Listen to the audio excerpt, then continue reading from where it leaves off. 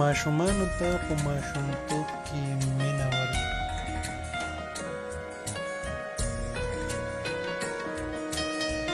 شفقت او مهرباني ور زده کړه.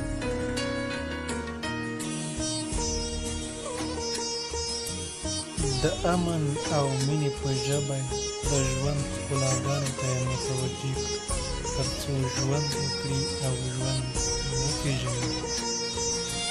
د نفرت، وحشت او ډارونکو کیسو او عملونو څخه یې لرې وساتئ، تر څو ذهن یې مثبت او ښکلی شي. د مشرانو قدر او درناوی ور زده کړه.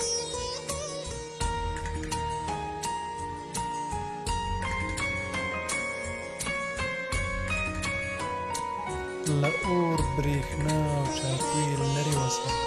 د هغوی د خطرونو په اړه ورته معلومات ورکړئ، ویې پوهوئ.